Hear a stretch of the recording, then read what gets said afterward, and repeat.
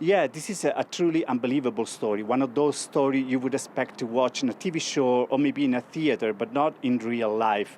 The latest news is that the kids are pretty well, all considered. They are dehydrated and they have been checked by the military doctors, and they are expected to be transported to a bigger town, probably San Jose del Guaviare or Villavicencio, or maybe even Bogota on Saturday.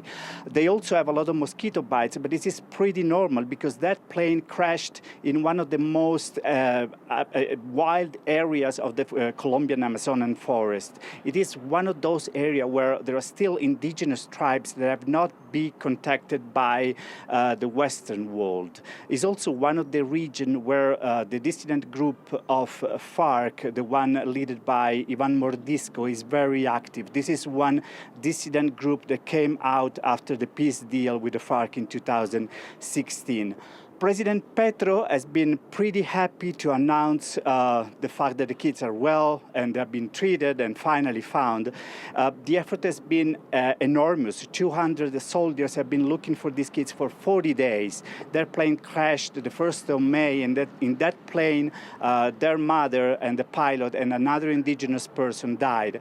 The day after, they actually found the rest of the Cessna, but the kids were not there. They started to look for the tracks of the kids.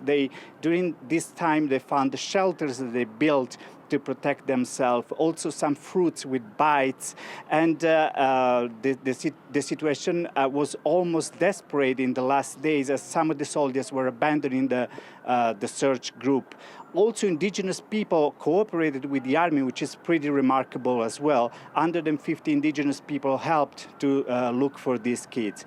So today, President Petro had the possibility to announce not only the fact that the kids were alive, but he is actually in Cuba because he also announced a ceasefire with the ELN guerrilla group that is in another peace process. And this is the first time in 60 years that there is a ceasefire between the government and the ELN guerrilla. So it's been a pretty important day for President Petro.